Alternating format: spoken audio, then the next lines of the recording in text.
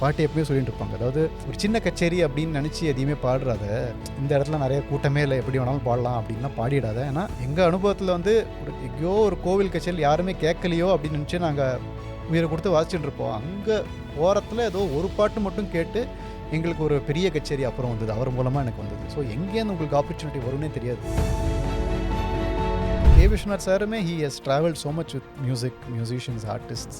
எனக்கு ரொம்ப சந்தோஷம் என்னன்னா, ஜன்னலோரம் வந்து சலங்கை ஒலி எபிசோட் பண்ண அப்புறம் அவருடைய சன் ரீச் அவுட் பண்ணார் எனக்கு. அப்பா இந்த வீடியோவை பார்த்தாங்க, ரொம்ப பிடிச்சது. So I wanted to pass on my appreciation and அப்பாஸ் பிளெஸிங்ஸ் டு யூ அப்படின்னு சொன்னாங்க.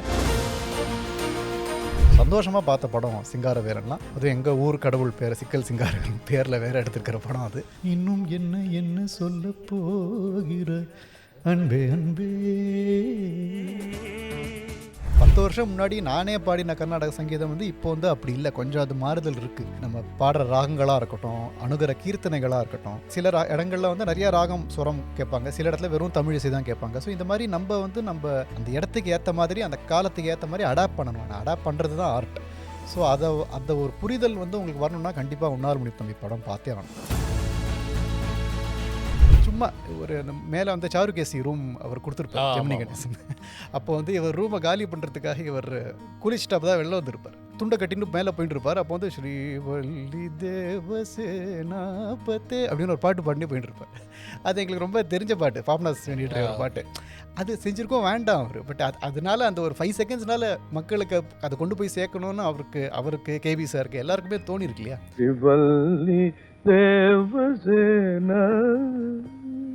சீனில் வந்து சூர்யா செத்து போன அப்புறம் வேலு நாயக்கர் அழுவார். அந்த சீனில் எங்கள் அப்பா ரொம்பவே எமோஷனல் ஆகி அவருக்குள்ளே இருக்கிற அந்த ஆர்டிஸ்ட் வந்து அப்படியே கமலை சியர் பண்ணி அண்ட் ஹி வாஸ் லைக் அப்படியே அந்த சீனுக்குள்ளேயே போயிட்டார் அவர். பாடுறா இப்படி அழறாரு, பாடுறா அடி, அப்படியே அந்த ஒரு மயில் மாதிரி அழறாடா அப்படின்னு. செகண்ட் ஹாஃப் ஃபுல்லாக குணா கேவ்ஸில் நடக்கும்போது நம்மளுக்கே குளிரும். தேட்டருக்குள்ளே போனதுக்கு காரணமே கண்மணி அன்போடு கேட்குறோன்னா, ஒளியும் ஒளியும் நிறையா கேட்ட பாட்டு அந்த பாட்டு தான்.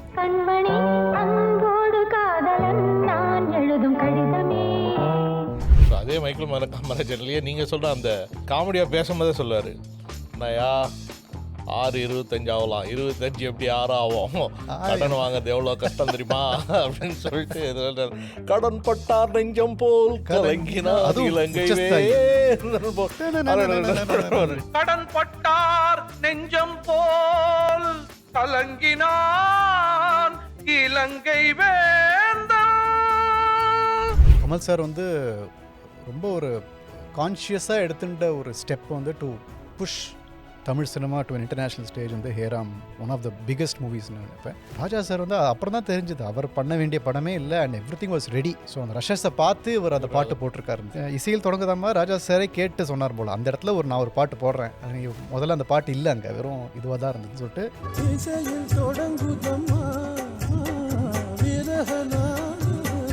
கமல் சார் படம் மட்டும் டென்ஸ் லேயர்ஸ் நிறைய இருக்குது.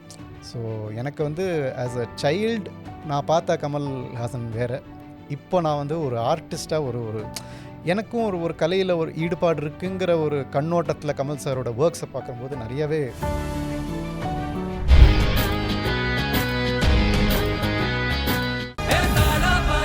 மக்களுக்கு நல்லது பண்றதுக்கு அரசியலுக்கு வாங்கடா, கொள்ளை அடிக்கிறது கொலை பண்றதுக்கு அரசியலுக்கு. ஜேம்சன் கோவின் தமிழ் புத்தாண்டு சிறப்பு விற்பனை ஏப்ரல் 11 முதல் 14 வரை 65% வரை தள்ளுபடி. டியர் சிலி உலகம் வியூவர்ஸ், நம்ம ஒரு கேப்புக்கு அப்புறம் ஃபாரெவர் ராண்டவர் ஷோவில் வந்து ஒரு முக்கியமான இம்பார்ட்டன்ட் கெஸ்ட்டு, அவரும் வந்து ஒரு பயங்கரமான Kamal fan. So renowned Carnatic musician.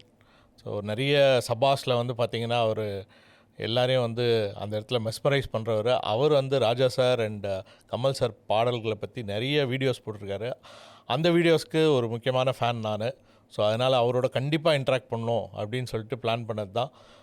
Welcome mister Sikkil Gurucharan on forever rendezvous. Thank you for having me on this show. உங்களோட ஜன்னல் ஓரமுக்கு பயங்கரமான ஃபேன். தேங்க்யூ. ஸோ ஜன்னல் ஓரமாக நாங்கள் சோஃபா ஓரம், கார் ஓரம், எல்லா ஓரத்துலேயும் உட்காந்து அந்த ஷோவை பார்த்துருக்கேன். ஸோ இதில் வந்து நீங்களும் வந்து ஒரு பயங்கரமான, நீங்கள் சொல்லும் போதே தெரியுது கமல் சார் சின்ன வயசுலேருந்து கமல் சார் படங்கள்லாம் பார்த்துருக்கீங்க அப்படின்னு சொல்லிட்டு.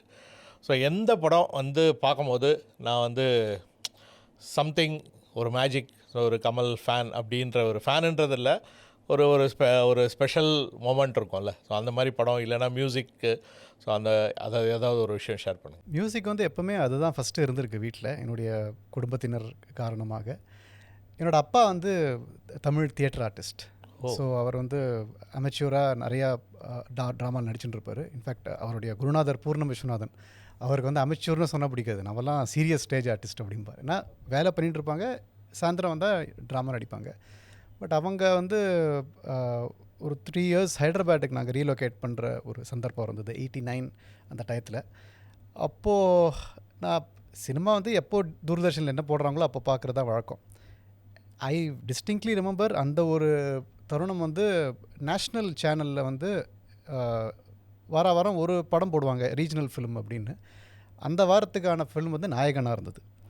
ஸோ எங்கள் அப்பா வந்து முன்னாடி பிளான்லாம் பண்ணி இந்த படம் பார்த்தே ஆகணும் அப்படின்னு சொல்லிட்டு எல்லாரையும் கூப்பிட்டாது. ஏஜ் அப்ராப்ரியேட்னா கூட தெரியாது எங்கள் அப்பாவுக்கு. அப்பா முன்னாடி பார்த்துருக்காரு, எல்லோரும் பார்த்துட்டுருக்கோம், வேறு என்டர்டெயின்மெண்ட் கிடையாது இல்லையா.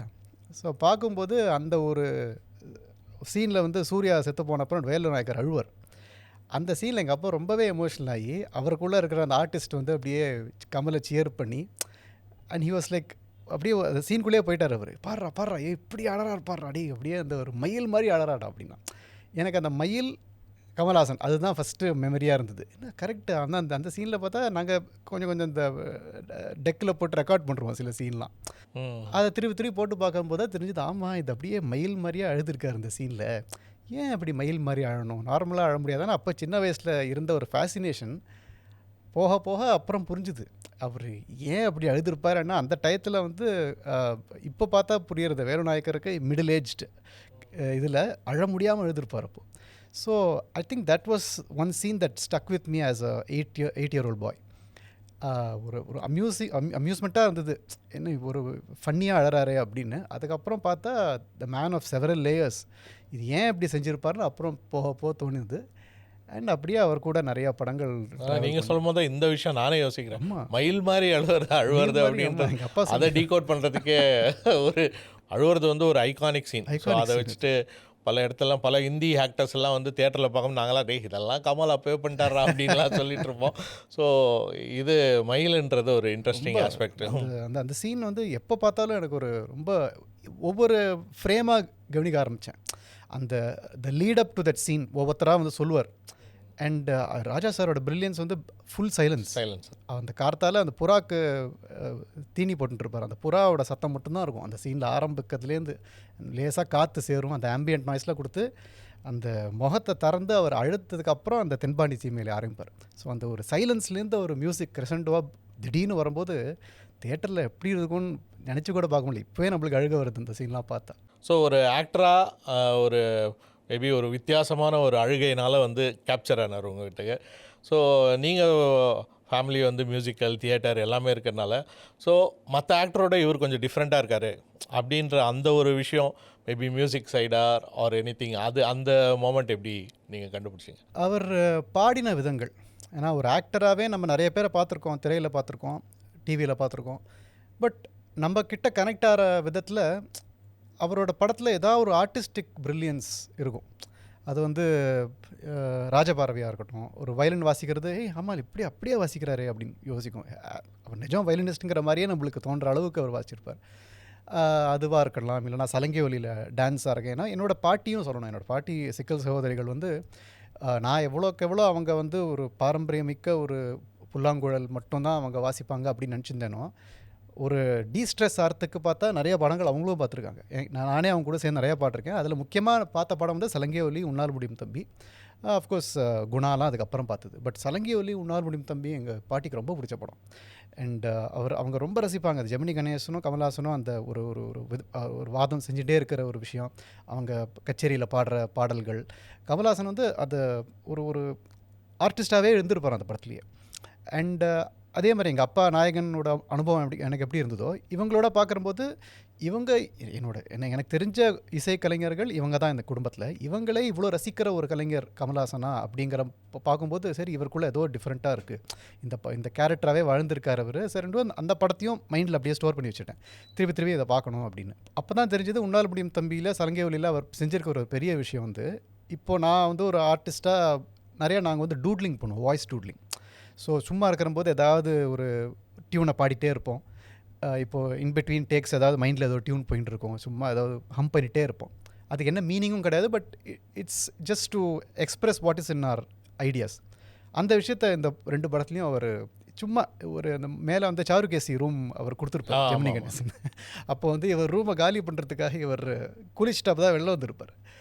அப்போது வந்து அந்த சீனில் ஐ டோன்ட் திங்க் அதை வந்து டப்பிங்கில் தான் சேர்த்துருப்பாங்கன்னு நினைக்கிறேன். ஏன்னா அந்த ஷார்ட்லலாம் அதை பண்ணிருப்பாரான்னு தெரியல எனக்கு.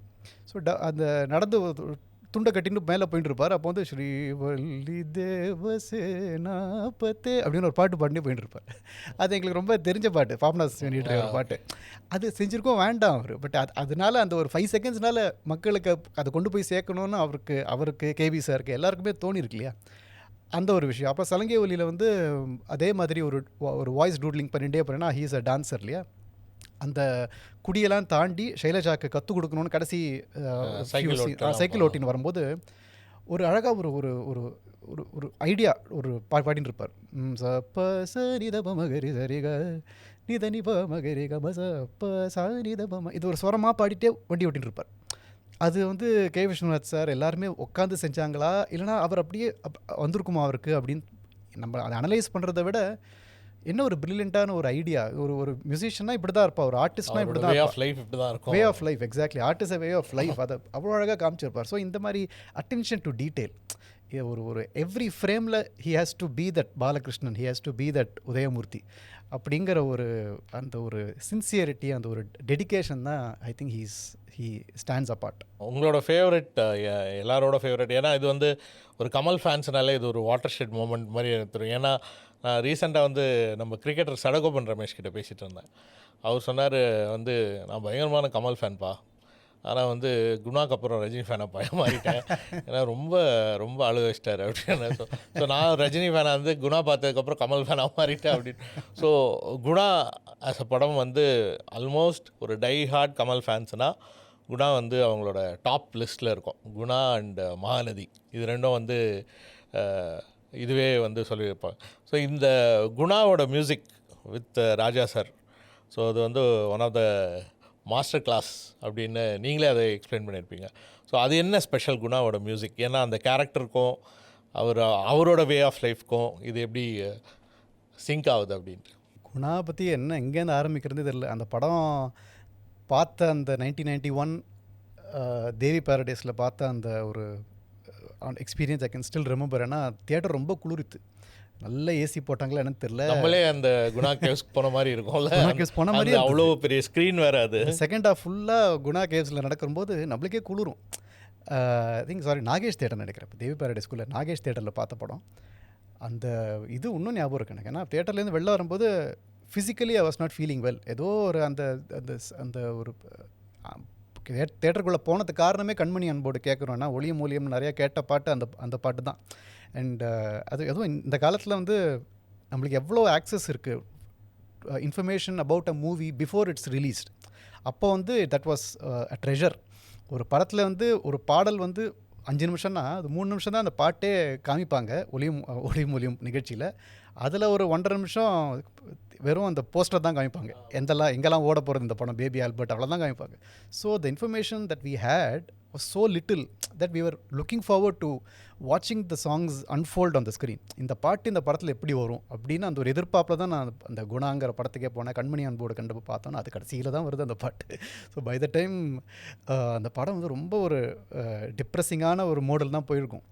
அண்ட் வெளில வந்துட்டு அந்த படம் பார்த்த மாதிரி எனக்கு ஒரு பெரிய ஒரு சின்ன பையன் தான். 91 வாஸ் லைக் 9 years old. அதுக்கப்புறம் தான் அந்த படத்தை திருப்பியும் ரெண்ட் வாங்கி பார்க்கும்போது தான் இந்த மியூசிக் தான் ஃபஸ்ட்டு அட்ராக்ட் பண்ணிது. So the whole music track of Raja sir, அது வந்து பார்த்த வழியாக இருக்கட்டும், அந்த பார்த்த வழிக்கு உபயோகப்படுத்தின ராகம் வந்து பாவனி. அது எனக்கு எந்த அளவுக்கு எனக்கு பாதிச்சிருக்குன்னா அவ்வளோ நாளாக அந்த பாவனி எனக்கு வேறு பாட்டே தெரியாது. இட்ஸ் அ மேலகர்த்தா ராகம். பட் அந்த பாட்டு அவ்வளோ சின்ன வயசுலேருந்து கேட்டு இப்போது கோவிட் டயத்தில் ஏதோ ஒரு ஆன்லைன் கான்சர்ட் பண்ணிகிட்ருக்கேன். அப்போ திடீர்னு ஒரு தோணித்து, இந்த கமல்ஹாசன் அவருக்கு அந்த டூட்லிங் பண்ண மாதிரி சும்மா பாவனி பாடிட்டே இருக்கேன், பார்த்து வழி பாடிட்டே இருக்கேன். பாவனிங்கிற வார்த்தை வந்து நிறையா கிருதிகள்லையும் வரும். இப்போ பாலிஞ்சு காமாட்சி பாவனி அப்படின்னு ஒரு ஃபேமஸ் சாங் ஷியாமா சாஸ்திரிகள் கேட்டிருக்கார். ஸோ இது ஏன் நம்ம வந்து அந்த பாலிம்சு காமாட்சி பாவனிங்கிற வார்த்தையை எடுத்துகிட்டு அதை ராகம் வந்து பாவனி ராகத்திலேயே ஒரு பல்லவியாக பாடக்கூடாதுன்னு அந்த அடுத்த கச்சேரியில் ஆன்லைன் கான்சர்ட்டில் இது பாடினேன். அதே ராகம் பாவனியை வச்சு. அப்புறம் தான் தோணித்து ஒவ்வொரு ஐடியாவாக அப்போ தான் வருது ராஜா சார்னால். ஏன்னா அந்த யூஸ்வலாக நம்ம ராகம் தானம் பல்லவினா ராகம் பாடுவோம், தானம் பாடுவோம், பல்லவி பாடுவோம். திடீர்னு தோணித்து ராகம் தானத்துக்கு நடுவில் ஏன் அந்த விருத்தத்தையே பாடக்கூடாது, இந்த இடம் கொண்டு விம்மி இணை கொண்டு இறுகி அதையே ஒரு விருத்தமாக பாடி மக்களுக்கு ஒரு கால் பேக் மாதிரி கொடுத்து இந்த பாட்டு வந்து இந்த படத்தினால பிரபலமாக இருக்குது, இந்த ராகமே இந்த படத்தினால அந்த பார்த்த விழினால அந்த கேஜே யேசுதாசர் வாய்ஸ்னால பிரபலமாக இருக்குது. So why don't we push this ragam little more அப்படின்னு சொல்லி அந்த ராகத்தை பாடி அப்புறம் பாலிம் சு காமாட்சி பாவனி துரிதாபஹாரிணி அம்ப பாலிம் சு காமாட்சி பாவனி. ஸோ பார்த்த விழி அதே டியூன் தான் அது பாடி இப்போ நான் 2025 டிசம்பரில் மியூசிக் அகாடமியில் இந்த பல்லவி தான் பாடினேன். ஸோ அது நான் ஒரு 2 வருஷம் ஆச்சு நான் பல்லவி பாடி. சும்மா ஏதோ ஆர்கைவ்ஸ் எடுக்கும்போது இந்த பல்லவி நான் பாடி ரொம்ப நாள் ஆச்சுன்னு சொல்லிட்டு அகாடமியில் பாடி எல்லாருக்கும் ரொம்ப பிடிச்சது அந்த பல்லவி. ஸோ குணா வந்து 91 பார்த்த படம் 2025 வரைக்கும் எனக்கு அது mentally it is been keeping me active. So அந்த மாதிரி ஒரு படம். அது மட்டும் இல்லாமல் அந்த முக்கியமான ஆஸ் அ சினிமா லவர் உன்னை நான் அறிவேன் அந்த பாட்டில் the way they have used the entire surroundings, அந்த அந்த மொஹல் அப்படிமோ அந்த அந்த கமல்ஹாசன் அவரும் ரேகாவும் இருக்கிற அந்த ஃபேன்லேருந்து ஆரம்பித்து கேமரா ஒரு I think it's single shot.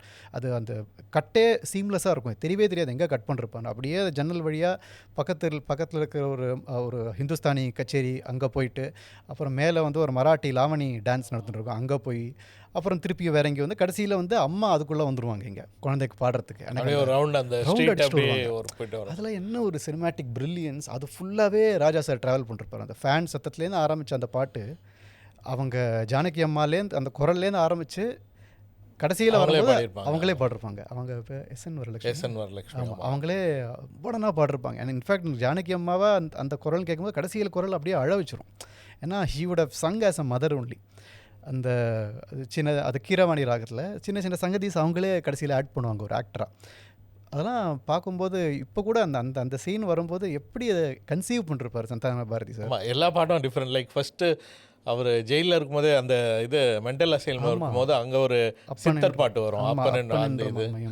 So அதுவும் வந்து அதுக்கேற்ற மாதிரி பாட்டாக இல்லாமல் அந்த சுச்சுவேஷனுக்கு ஏற்ற மாதிரி பாட்டாக வரும். அதோட ராஜா சார் இன்னொரு பிரில்லியன்ஸ் வந்து அந்த பாவனி எப்படி பார்த்த வழி இருக்கோ அந்த ஹோல் ட்ராக் ஆஃப் இந்த கமல் அபிராமி அந்த குணா அபிராமி 2 பேரும் இருக்கிற அந்த எல்லா ட்ராக்குமே வந்து பா மா பரி பா மா ப சரி இதான் ரொமான்ஸ் பிஜிஎம்னே அந்த படத்தோட ஹைலைட். ஸோ இது வெவ்வேறு லேயரிங் போட்டு ராஜா சார் கொடுத்துட்டே இருப்பார். இந்த ராகம் வந்து சாரங்க தரங்கினின்னு அப்புறம் தான் தெரிய வந்தது. இப்போ சாரங்க தரங்கினி வந்து எந்த ராகத்தோட ஜன்யம்னா பாவனியோட ஜன்யம் அதை எடுத்துக்கலாம். ஸோ அந்த இது ப ம க ரே ச இது பாவனி, ப ம ரே ம ப த நி ச ச நி த ப ம க ரே ச இதே வந்து ச நி த ப ம க ரே ச இது வந்து சாரங்க தரங்கினி. ஸோ எப்படி ஒரு படத்துக்குள்ளேயே ஒரு லெசன் எடுத்திருக்காரு அவர். இது வந்து அண்ட் நான் எல்லார்ட்டையும் சொல்கிற மாதிரி இது வந்து இதுதான் அப்படின்னு சொல்லிட்டு அவர் செய்கிறதில்ல. நான் செஞ்சிடறேன், எனக்கு மைண்டில் என்ன தோன்றதோ நான் செஞ்சிடறேன், நீங்கள் அப்புறம் உங்கள் இஷ்டத்துக்கு கேளுங்க, நீங்கள் டீகோட் பண்ணிக்கோங்க, நீங்கள் எப்படி வேணாலும் அனுபவிச்சுக்கோங்க அப்படின்னு சொல்லி விட்டுட்டார் நம்மகிட்ட. That's the freedom that Raja sir Kamal sir நம்மளுக்கு கொடுத்துருக்காரு. அந்த இன்டராக்ட் அந்த அந்த இன்டர்பிரேட் பண்ணுற அந்த ஃப்ரீடம் அதுதான் I think it's hallmark of genius.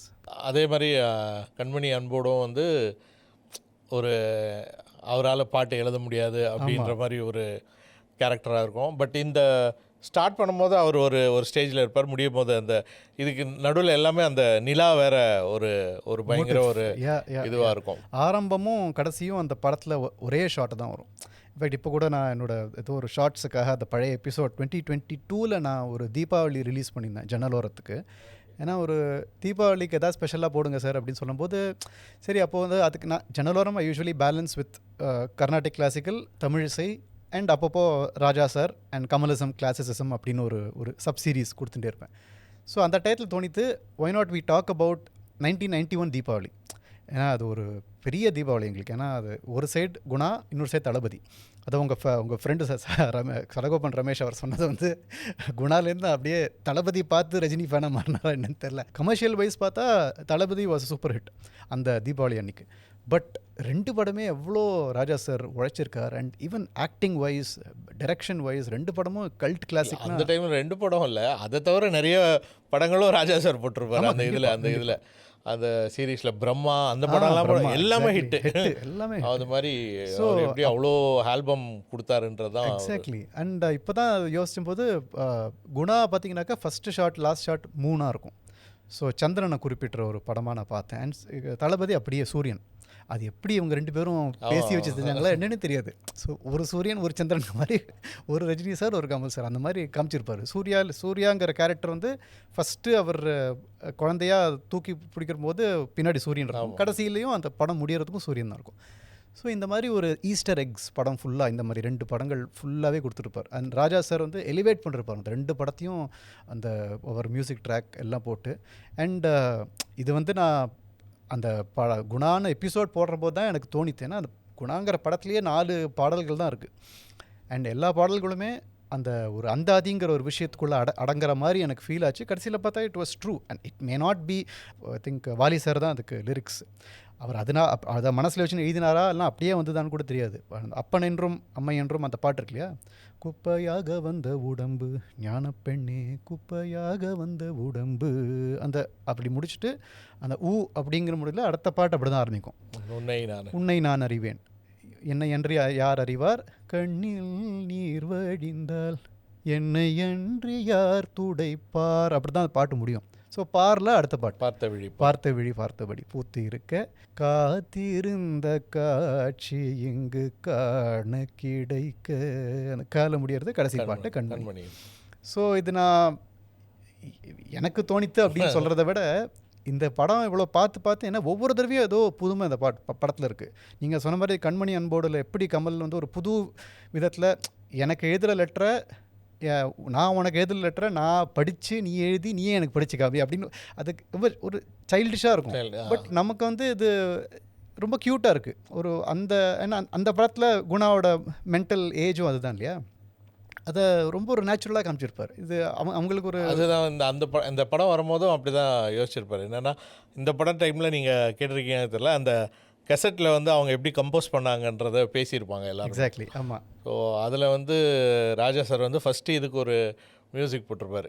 இதுக்கு அன்பே அன்பே நலந்தானா அப்படின்னு ஒன்று போட்டிருப்பாரு. அப்போ கமல் சார் சொல்லுவார், அவன் வந்து கொஞ்சம் மென்டலி நாட் ஸ்டேபிள், இந்த மாதிரி அன்பே இதெல்லாம் அவனுக்கு தெரியாது, ஸோ கொஞ்சம் லிட்ரலாக கொஞ்சம் கம்மி பண்ணிக்கோங்க ஸ்கேல் அப்படின்னு சொல்லிட்டு அவர் வந்து சரி நீங்கள் நாளைக்கு வாங்க நான் வேறு பாட்டு தரேன் அப்படின்னு சொல்லிட்டு அமுச்சு விட்ருப்பாரு. இந்த பாட்டை வந்து நீங்கள் வேஸ்ட் ஆகிடுச்சுன்னு நினைப்பீங்க. அன்பே அன்பேனாலும் தானா மகாநதியில் கமலை சுகன்யா ஜெயிலுக்கு பார்க்க வரும்போது அப்படியே அங்கே யூஸ் பண்ணி நான் என்றைக்கும் வேஸ்ட் பண்ண மாட்டேன், வேஸ்ட் பண்ணுற மாதிரி இருக்காது. அது அப்படியே அங்கே போட்டிருப்பார் அவர். அதே கமல் சந்தான பாரதிக்கு ரிப்பீட் பண்ணுறாரு. எனக்கு தெரியாது இந்த விஷயம். இந்த கேசட்டில் இருந்து சொல்லியிருக்காங்கல்ல, அந்த கேசட் நான் பார்த்ததில்ல. இப்போ ஏதாவது ஒரு கடையில் கிடைக்கும் இல்லை, யூடியூப்பில் போட்டாலே வரும் அந்த கமல் குணா ரெக்கார்டிங் செஷன். ஓ வாவ். ஸோ இது சொல்லிவிட்டு அப்படியே நம்ம மகாநதி வேறு லீட் கொடுத்துட்டோம். மகாநதியும் வந்து ஒன் ஆஃப் தி கமல் ஃபேன்ஸ்க்கு ஃபேவரட் ஃபிலிம்ஸ். ஸோ அதோட மியூசிக் எப்படி நீங்கள் ரொம்ப அதை இன்ட்ரெஸ்டோடு பார்த்துருக்கீங்களா? இல்லை அது இன்ட்ரெஸ்ட்டோடு பார்த்ததுன்னா பிட்ஸ் அண்ட் பீசஸாக தான் அந்த படத்தை ஆரம்ப காலத்தில் பார்த்துருக்கேன். அதுவும் நீங்கள் சொன்ன அந்த அந்த மியூசிக் வரும்போது அந்த படத்தை திருப்பி ஓட்டி பார்ப்போம். அந்த சீன் மட்டும் ரீவைண்ட் பண்ணி பார்க்கணுன்ற ஒரு ஆசை. ஏன்னா அந்த மியூசிக் வாஸ் டூயிங் சம்திங் உள்ள, அந்த ஒரு ஏதோ ஒரு பட்டாம்பூச்சி பறக்கிற ஒரு அனுபவம் அது. அண்ட் அதுக்கப்புறம் தான் அந்த எங்கள் அப்பா சொன்னது தான் அது ஞாபகம் இருக்குது. அந்த படம் எங்கள் வீட்டில் உட்கார வச்சுட்டு அவர் போயிட்டார் அம்மாவோட. அந்த படத்துக்கு போயிட்டு வந்துட்டு ரொம்ப கோபமாக இருந்தார் அவர். இவ்வளோ டிஸ்டர்பிங்காக ஒரு படமா அப்படின்னு சொன்னேன். அவர் எனக்கு தெரிஞ்ச அவர் தான் பிக்கெஸ்ட் ஃபேன், கமல் ஃபேன் குடும்பத்தில். ஏன்னா நாயகர் அழறதெல்லாம் அவர் ரசிச்சிருந்தார் இல்லையா. இந்த படமும் ரொம்ப பிடிச்சது. பட் ஹீ செட் ஐயோ இவ்வளோ டிப்ரெஸிங்லாம் தாங்க முடியலன்னா. He was by the time I think middle ஏஜில் இருந்தார். அண்ட் அது ஏன் இப்போ எனக்கு புரியுது. ஏன்னா அவருக்கு ஒரு பொன் குழந்தை அப்போது என்னோடய அக்கா. எனக்கு இப்போ ஒரு பொன் குழந்தை இருக்கிறபோது I am able to relate to that movie in a very different way. மகாநதியில் எனக்கு ரொம்ப பிடிச்ச விஷயம் வந்து சந்தான பாரதி சார் இவெல்லாம் உட்காந்து இந்த ஸ்க்ரீன் ப்ளே வந்து சீம்லெஸ்ஸாக இருக்கும். அந்த அந்தாதி மாதிரி குணாவில் பண்ண மாதிரி ஒரு ஷாட்டோட முடிவு வந்து இன்னொரு ஷாட்டுக்கு அப்படியே சீம்லெஸ்ஸாக ஆரம்பிக்கும். ஒரு ஷாட்டில் வந்து அவங்க வீட்டை காலி பண்ண சொல்லுவாங்க. இவர் ஜெயிலில் இருக்கிறபோது கிருஷ்ணசாமி வீட்டில் ஜெயிலும்போது வீட்டை காலி பண்ண சொல்லுது, மெட்ராஸ் வீட்டை. அப்போ வந்து ஒரு வீணை இருக்கும் அந்த வீட்டில். அது அந்த திருநாகேஸ்வரமில் ஒரு ராணி மாதிரி அந்த வீட்டுக்குள்ளே அந்த வீணை இருக்கிற இது வந்து இங்கே வந்து அந்த ரோட்டில் அப்படியே தூக்கி போட்டுருவாங்க. தூக்கி போட்டு அது ஏதோ கால் ஏதோ படும், ஆட்டோ அப்படி பண்ணுவோம். அந்த வீணை இருக்கிறவங்க வந்து வரும்போது ஒரு பின்னாடி ஒரு பாட்டு ராஜா சார், அதுக்கு அடுத்த சீன் வந்து ஒரு மியூசிக் வரும். அடுத்த சீன் வந்து ராஜா சார் கிருஷ்ணசாமி வந்து அவர் ராஜேஷ் அந்த கான்ஸ்டபிள் கொடுத்த புக்கை படிச்சுட்டு இருப்பார், பாரதியார் கவிதைகள். ஸோ அது மூலமாக எனக்கு கனெக்ட் பண்ண எனக்கு என்ன தோணித்துனாக்க அந்த நல்லதோர் வீணை தான் தோணித்து எனக்கு. ஸோ அது அப்படியே சட்டிலாக அவங்க சொல்கிறாங்களா என்ன அப்படிங்கிறது மாதிரி. ஏன்னா அதுக்கு ரசிக்கிறதுக்கு நம்மளுக்கு ஃபஸ்ட்டு பாரதியார் கவிதைகள் தெரிஞ்சிருக்கணும். ஸோ அதெல்லாம் தெரிஞ்சு இவ்வளோ வருஷம் கழிச்சு that movie has aged so well I would say. But நீங்கள் சொல்கிற மாதிரி எனி டைம் அந்த படம் வந்து ஆர்டிஸ்டிக் வேல்யூ அது இதெல்லாம் பார்த்தா கூட இப்போவுமே ஒரு ஹாரர் படம் ரேஞ்சுக்கு ஒரு பயமாக இருக்கிற படம் தான் அது.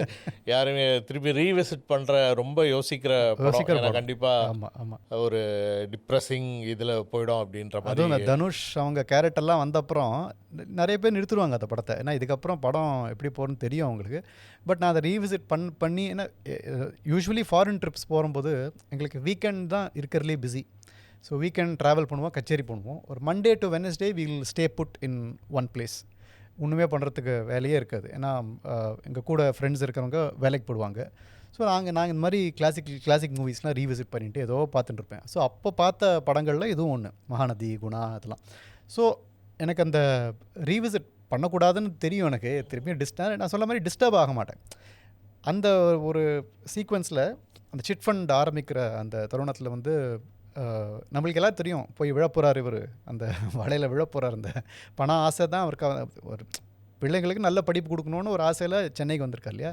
ஸோ அந்த பணம் அப்படிங்கிற ஒரு முக்கியத்துவம் வர அந்த தருணத்தில் வந்து அந்த சிட் ஃபண்ட் கம்பெனி ஆரம்பிக்கிற போது பின்னாடி எல்லோரும் ஃபோட்டோ எடுப்பாங்க தெரியுமா. நாய் கூட கத்தும், டைகர், அந்த நாய் கூட கத்திகிட்டே இருக்கும். நாதஸ்வரம் வாசிச்சுட்டு இருப்பாங்க. ஒரு முதல்லலாம் அந்த சீன் அவ்வளோதான் பார்த்துருக்கேன். அப்புறம் தான் அந்த ரமணா படத்தில் வரும்போது திருப்பி போடு அப்படிங்கிற மாதிரி பார்த்தா அந்த நாதஸ்வரம் வந்து நிதிஜால சுகுமான்னு ஒரு தியாகராஜர் பாட்டு வாசிச்சுட்டு இருப்பார். அந்த பாட்டு என்னென்னா அது தோணித்து, இந்த பாட்டு ஏன் அங்கே வச்சுருக்காங்க அப்படின்னு தான் தோணிது. நிதிஜால சுகமானா பணம் தான் முக்கியமா அப்படின்னு தியாகராஜர் வந்து ஒரு பாட்டு எழுதியிருப்பார். ஏன்னா அவருக்கு வந்து அந்த ஊர் ராஜா பற்றி நீங்கள் பாடினீங்கன்னா உங்களுக்கு நிறையா செல்வங்கள் வரும் அப்படின்னு சொல்லிட்டு யாரோ ஒரு அழைப்பு விடுத்திருப்பாங்க. இவர் சொல்கிறப்ப எனக்கு பணம் முக்கியமே இல்லை, எனக்கு ராமநாமத்தை சொல்கிறது தான் எனக்கு முக்கியம்னு சொல்லிட்டு இந்த பாட்டை கம்போஸ் பண்ணிருப்பார். நிதிச்சால சூக்கமா. அந்த சீனில் நாதஸ்வரம் வந்து எந்த பாட்டு வேணாலும் வாசிச்சிருக்கலாம், யாரும் கவனிக்க போகிறதில்ல. பட் இந்த பாட்டு அவர் நாதஸ்வரம் அந்த பணம் தான் முக்கியம்ட்டு போயிட்டு you are going to what is he trying to tell us? அந்த இதுதான் நடக்க போகிறதுன்னு அதை நாதஸ்வரத்துலேயே சொல்லிட்டார் சந்தான பாரதி சார். அந்த ரைட்டராக எல்லோரும் சேர்ந்து அது ஒரு செஞ்ச ஒரு விஷயந்தான் அது. ஸோ இதெல்லாம் திருப்பி பார்க்கும் போது தான் தெரியுது. ஸோ இன்னுமே நிறையா இருக்குது அந்த படத்தில் பார்க்க வேண்டியது. அதுவும் இந்த பாட்டே வந்து எங்கேயோ திக்கு தேசம், அந்த பாட்டே வந்து டிஃப்ரெண்ட் லாங்குவேஜஸ் டிஃப்ரெண்ட் எக்ஸாக்ட்லி இதில் வந்து அது வந்து எல்லா அந்த படத்துலையும் பார்த்தீங்கன்னா எல்லாரோட பேரும் வந்து ரிவரோட பேராக இருக்கும். அது வந்து கங்காவில் தான் வந்து எல்லாமே வரும் அப்படின்ற மாதிரி ஒரு கனெக்ட் பண்ணியிருப்பார். ஸோ அதுதான் வந்து அந்த ஒரு அவர் அந்த கொல்கட்டாவா அந்த இதில் அந்த ஒரு ரிவரில் போகும்போது ஹூக்ளி ரிவர் அந்த கங்கையை பற்றி ஒரு பாட்டு பாடுவா. நான் எப்படி அந்த நாயகனில் தென்பாண்டி சீமையில் எப்படி பாட்டு இருக்கோ அந்த மாதிரி இந்த பாட்டு, இந்த மகாநதியில் அந்த பாட்டு ஆரம்பத்துலேருந்து அது கடைசி வரைக்கும் அந்த பாட்டு வந்துகிட்டே இருக்கும். வெவ்வேறு வடிவங்களில் வரும், வெவ்வேறு இன்ஸ்ட்ருமெண்ட்ஸோட ராஜா சார் கொடுத்துருப்பாரு. அண்ட் பெங்காலி கலந்து கடைசியில் வரும். நீங்கள் சொன்ன மாதிரி அந்த ரிவர் நேம்ஸ் ரெஃபரன்சஸ் வந்து எனக்கு அது ரொம்ப நாள் கழிச்சு அது எங்கேயோ படித்து தான் தெரிஞ்சுன்னு பார்த்தா வந்துகிட்டே இருக்குது. இன்க்ளூடிங் பூர்ண விஸ்வநாதன் சாரோட கேரக்டர் பஞ்சாபகேசன், 5 அந்த திருவையாறுன்னு சொல்லுவோம் இல்லையா, அந்த பஞ்சாபகேச லிங்கம், அது அந்த ஐயாரப்பன் அவரோட பேர் அது பஞ்சாபகேசன். யாரோ அது வந்து இல்லை பஞ்சாப்னு கூட வச்சுக்கலாம். ஆனால் பஞ்சாபும் அதுதானே 5 நதிகள் சேர்ந்த ஒரு அதே இதுதான் 5 நதிகள் சேர்ந்த ஒரு இடம் அது. ஸோ எவ்வளோ மெனக்கட்டு ஒரு படத்தோட கேரக்டரைசேஷன், அந்த நேம்ஸு, அந்த ஷாட் எல்லாம் எப்படி ஒவ்வொரு ஷாட் முடிஞ்சு ஒவ்வொரு சீன் முடிஞ்சு அடுத்த சீன் எப்படி ஆரம்பிக்கணும். அந்த ஸ்ரீரங்கனா அந்த பாட்டில் ஒரு அந்த பாட்டு அதுக்கு முன்னாடி ஒரு பியூட்டிஃபுல் மியூசிக் போட்டிருப்பார் ராஜா சார். அப்போது வந்து அந்த பாட்டை பற்றி கிருஷ்ணசாமி நினச்சி பார்க்கும்போது கேமரா அப்படியே அந்த அவரோட டைட் க்ளோஸ்அப், கிருஷ்ணசாமி அவரோட டைட் க்ளோஸ்அப்லேருந்து பேக் போய் கேமரா அந்த ஜெயில் கம்பி வழியாக வெளில போகும். நெக்ஸ்ட் ஷாட்டே ஸ்ரீரங்கம் அந்த கோவில், எந்த கோவிலில் அந்த பாட்டை ஷூட் பண்ணுறாங்களோ அந்த கம்பி வழியாக அந்த ஒரு கருடர் இருப்பார், அந்த கருடா இருப்பார், அது வழியாக அந்த சாங் ஆரம்பிக்கும். ஸோ எப்படி அந்த கண்டினியூட்டி மெயின்டைன் பண்ணுறாங்க படம் ஃபுல்லாகவே. அந்த நீங்கள் ஷார்ட் பார்த்தீங்கன்னா எனக்கு இது வந்து ராஜபார்வையிலையும் பண்ணிருப்பார். ஏன்னா Rajaparvai I think Santhana Bharathi sir was one of the writers. So பியூட்டிஃபுல்லாக இருக்கும். அந்த படத்துலையும் நிறைய இந்த மாதிரி ஒரு சீன் முடியும்போது இன்னொரு சீன் அதே ஒரு காமன் த்ரெட்டை வச்சே அடுத்த சீன் ஆரம்பிக்கும். அண்ட் அதுதான் அந்தாதி என்னை பொறுத்த வரைக்கும். ஸோ ஒரு முடிவு வந்து எப்போவுமே ஒரு தொடக்கத்துக்கான ஒரு ஆரம்ப புள்ளி. அண்ட் கமல் சாரே நிறையா சொல்லியிருக்காரு, இந்த ஒரு நம்ம அவர்லேயும் சொல்லியிருப்பார், மரணம்ங்கிறது எப்பயுமே ஒரு இட்ஸ் ஜஸ்ட் அ காமா, முற்றுப்புள்ளி கிடையாது. அடுத்தது வந்துகிட்டே இருக்கும். There is no end for any art. Again சலங்கியவலி போகணுன்னா அண்ட் உத்தம வில்லன் போனாலும் அதுதான். ஸோ எப்படி கனெக்டாக இருக்குது பாருங்கள். அவரோட ஃபிலிமோகிராஃபி எடுத்து பார்த்தீங்கன்னாக்க ஒரு படத்தில் சொன்னது இன்னொரு படத்துலையும் ஏதோ சட்டிலாக சொல்லியிருப்பார். என்னை பொறுத்த வரைக்கும் உத்தம வில்லன் வந்து இட்ஸ் ஸ்பிரிச்சுவல் சீக்வல் டு சலங்கியவலி அப்படின்னு சொல்லுவேன். நான் அதுலேயுமே ஆர்ட் எப்படி அது ரெண்டுத்தையும் கனெக்ட் பண்ணுறீங்க. ஏன்னா பிகாஸ் சலங்கியவலியில் கடைசியில் போடுற அந்த பஞ்ச் லைனே அதுதானே, நோ எண்ட் ஃபார் எனி ஆர்ட்னு போடுவாங்க. இந்த படம் ஃபுல்லாகவே அதுதான். அந்த மனோரஞ்சன் கேரக்டர் செத்து போனால் கூட அவர் ஆர்ட் அவரை வாழ வச்சுட்டே இருக்கும். அண்ட் எனக்கு ரொம்ப பிடிச்ச படம் உத்தம வில்லன் வந்து. இன்ஃபேக்ட் நான் அந்த பிரார்த்தனாவில் போய் அந்த படம் பார்த்தேன். பட் அந்த அவுட்டோர் ஆம்பியன்ஸ்னால அந்த படம் எனக்கு அப்போது ரசிக்க முடியல. பிற்காலத்தில் அந்த படம் திருப்பி பார்க்கும்போது I even now I watch the scenes where மனோரஞ்சனும் அந்த அவர் புள்ள அந்த ஹோல் அந்த இது ராஜா சீக்வன்ஸ் இல்லாமல் அந்த ரியல் லைஃப் சீக்வன்ஸ் ராஜா சீக்வன்ஸும் the way he has use certain அது ஒரு நக்கெட்ஸ் ஆஃப் இன்ஃபர்மேஷன் நிறைய அந்த படத்தில் இருக்கும். ரொம்ப டென்ஸ் படங்க. அதுதான் சொன்னேன், கமல் சார் படம் மட்டும் டென்ஸ் லேயர்ஸ் நிறைய இருக்குது. ஸோ எனக்கு வந்து ஆஸ் அ சைல்டு நான் பார்த்த கமல்ஹாசன் வேறு. இப்போ நான் வந்து ஒரு ஆர்டிஸ்ட்டாக ஒரு எனக்கும் ஒரு கலையில் ஒரு ஈடுபாடு இருக்குங்கிற ஒரு கண்ணோட்டத்தில் கமல் சாரோட ஒர்க்ஸை பார்க்கும்போது நிறையவே தெரிஞ்சுக்கிறதுக்கு ஒரு ஆசை இருக்குது. அதான் இப்போது முந்தானே தான் சும்மா டிவியில் ஏதோ பார்க்கும்போது உத்தம வில்லன் அந்த கத்தி வச்சு வெட்டுற சீன் வந்து அப்போ பார்க்கும்போது அது தேட்டரில் என்ன இது ரொம்ப காமெடி இல்லையே அப்படின்ற மாதிரி தோணுச்சு. பட் இப்போது அந்த ஸ்டேஜுக்கு அந்த ஒரு தெருக்கூத்து மாதிரி ஒரு ட்ராமாவில் வந்து இந்த மாதிரி காமெடி தான் பண்ண முடியும் அப்படின்றது வந்து இப்போ தான் புரியுது. அந்த படம் பண்ணும்போது என்ன படம் ஸ்லோ அது இதெல்லாம் நானும் வந்து அடிக்கடி ரீவாட்ச் பண்ணுற கூட வந்து உத்தம வில்லன் அது எல்லாம். ஸோ அதுலேயும் வந்து அதுதான் படம் தி எண்டுன்னு போட்டு ஆர்ட் ஹஸ் நோ எண்ட் அப்படின்ற. ஸோ சலங்கை ஒலியில் வந்து அந்த மியூசிக் நீங்கள் எப்படி உங்களுக்கு எப்படி அது என்ன சொல்கிறது அதில் ஏதாவது டீகோட் பண்ணி வச்சுருக்கீங்களா சலங்கை ஒலி மியூசிக்ஸில்? சலங்கை ஒலி நான் பார்க்க ஆரம்பிச்சது காரணம் என்னுடைய பாட்டிக்கு தான். இன்ஃபேக்ட் என்னுடைய பாட்டி குஞ்சுமணி அவங்க வந்து ரொம்ப ரசித்து பார்ப்பாங்க அந்த படத்தை. அது இந்த மௌனமான நேரம் அந்த பாடலாக இருக்கட்டும், அவர் கமல்ஹாசன் அப்புறம் வந்து பாலகிருஷ்ணனா அந்த அந்த ஒரு பாட்டுக்கு டான்ஸ் ஆடிப்பார். அந்த கல்யாண கச்சேரியில் அவங்க கல்யாணம் அவங்க அம்மா சமைச்சிட்ருப்பாங்க. அந்த இடத்துல வந்து அவங்க அம்மா கண் பார்வையில் இவங்க தான் டான்ஸ் ஆடுற மாதிரி அவங்க அம்மா யோசிச்சுட்டு இருப்பார். ஆனால் இவர் இங்கே சமையல் ரூமில் ஆடிட்டு இருப்பார்ல. அந்த பியூட்டிஃபுல் சாங் அது பால கணக்கம் வந்து ஏலரா அப்படின்னு ஒரு பாட்டு, தியாகராஜர் பாட்டு. அது வந்து எங்கள் பாட்டி ரொம்ப ரசித்து பார்த்துட்டே இருப்பாங்க அந்த sequence. So K Viswanath sir வந்து ஒரு ஆர்டிஸ்டோட லைஃப் அது மட்டும் இல்லாமல் எல்லா ஆர்டிஸ்ட்டுக்கும் அந்த ஒரு லக்குங்கிற ஒரு விஷயம் கிடைக்கிறதில்ல. ஸோ சில பேருக்கு அந்த being at the right place at the right time அப்படின்னு ஒன்று இருக்குது. ஸோ அதனால் கிடைக்கிற ஒரு விஷயம் எங்கே தூக்கி போய் நம்ம எங்கே கொண்டு சேர்க்கணும் தெரியாது. எங்கள் பாட்டி எப்பவுமே சொல்லிட்டு இருப்பாங்க, அதாவது ஒரு சின்ன கச்சேரி அப்படின்னு நினச்சி எதையுமே பாடுறாத, இந்த இடத்துல நிறைய கூட்டமே இல்லை, எப்படி வேணாலும் பாடலாம் அப்படின்லாம் பாடிடாத. ஏன்னா எங்கள் அனுபவத்தில் வந்து எங்கேயோ ஒரு கோவில் கச்சேரியில் யாருமே கேட்கலையோ அப்படின்னு நினச்சி நாங்கள் உயிரை கொடுத்து வாசிச்சுட்டு இருப்போம். அங்கே ஓரத்தில் ஏதோ ஒரு பாட்டு மட்டும் கேட்டு எங்களுக்கு ஒரு பெரிய கச்சேரி அப்புறம் வந்தது, அவர் மூலமாக எனக்கு வந்தது. ஸோ எங்கேருந்து உங்களுக்கு ஆப்பர்ச்சுனிட்டி வரும்னே தெரியாது. எனக்கு அந்த மாதிரி நடந்திருக்கு. ஒரு சின்ன ஏதோ ஒரு தூரத்தில் ஒரு கோவிலில் யாருமே இல்லைன்னு நினச்சி நான் பாட்டுக்கு சந்தோஷமாக பாடிட்டு இருக்கேன். வருத்தமும் இருந்தது, இங்கே போய் ஏன் இவ்வளோ கஷ்டப்பட்டு பாடுறோன்னு. கடைசியில் பார்த்தா அந்த சந்தோஷமாக சின்சியராக செஞ்ச விஷயத்துக்கு எனக்கு அங்கே இருந்த ஒரு கான்டாக்ட் மூலமாக எனக்கு ஒரு லண்டன் கச்சேரி ஏற்பாடாச்சு எனக்கு. ஸோ அந்த ஒரு luck how it plays an important role and an artist life. இது வந்து சலங்கை ஒலியில் காமிச்சுட்டே இருப்பார். எனக்கு இவருக்கு என்ன தான் டேலண்ட் இருந்தாலும் அந்த ரைட் பிளேஸ் அந்த ரைட் டைமாக இருக்கவே முடியாது அவரால். அந்த ஒவ்வொரு தடவையும் அந்த லக் அவரை பிடிச்சி கீழே தள்ளுற போது நமக்கே ரொம்ப ஒரு நம்மளுக்கான மாதிரி ஒரு ஆர்டிஸ்ட்டு சஃபர் பண்ணுறது வந்து நம்ம பார்க்கும்போது that movie captures it so beautifully. அதுவும் the trio of K Viswanath sir, Raja sir and Kamal sir, how they அதை எப்படி எழுதியிருக்காங்க ஒரு கேரக்டரை. எந்த விதமான ஒரு விரசமும் இல்லாமல் ஒரு ரொமான்ஸ் அந்த படத்தில். ஜெயபிரதா அவங்களோட மாதவிங்கிற character and the soundtrack is absolutely BGM வந்து வேற லெவலில். ஐயோ அது அது அந்த மோகனம் தான் அந்த மௌனமான நேரம் பாட்டு ஃபுல்லாகவே. வான் போலே வண்ணம் கொண்டு அந்த பாட்டு அது மோகனத்திலேயே தழுவி அந்த பாட்டு. பிஜிஎம்மும் நிறைய மோகனத்திலேயே வரும் அதில். அது ஸோ என்ன பிஜிஎம் வந்து இந்த இது கரெக்ட். ஸோ அந்த அந்த அது ஒரு எவர்கிரீன் பிஜிஎம் அது. And the way he has used art in and out of the movie. தகிட்ட ததுமி அந்த ஒரு பாட்டில் அவங்க யூஸ் பண்ணிருக்கிற அந்த டான்ஸ் சீக்வன்ஸாக இருக்கட்டும், அண்ட் எப்படி அவர் அந்த கிணத்து மேலே அது ஒரு டான்ஸ் ஆடிட்டு அந்த அந்த படம் பார்க்கும்போது அதுதான் எனக்கு ஒரு பெரிய இன்ட்ரெஸ்டிங் ஃபேக்டராக இருந்தது. கிணத்து மேலே டான்ஸ் ஆடுறேன். எங்களோட வீட்டில் அந்த எங்கள் பாட்டி வீட்டில் ஒரு கிணறு அந்த மாதிரி உண்டு. ஸோ அங்கே ட்ரைலாம் பண்ணதில்லை, பட் ஸ்டில் எப்படி அவர் பண்ணிருக்காரு அப்படின்ட்டு ஒரு நான் அந்த ஆச்சரியத்தில் அந்த படமே பார்க்க ஆரம்பித்தேன் அந்த பாட்டினால தான். அதுக்கப்புறம் அந்த ஹோல் சண்முகப்பிரியா எப்படி அவர் யூஸ் பண்ணிருக்கார் ராஜா சார், அந்த ஒரு எஸ்பிபி சார் வாய்ஸில். நான் வந்து அந்த சாகர சங்கமங்கிற படம் பார்க்கல, சலங்கை ஒலி தான் இனிஷியல் டேஸில் வந்து. அப்புறம் யூடியூப்பில் பார்த்த படம் தான் சாகர சங்கமம். பட் அஸ் ஐ செட் ஃப்ரெண்ட்ஷிப்பாக இருக்கட்டும். நான் இன்னும் சாகர சங்கமம் பார்க்கல.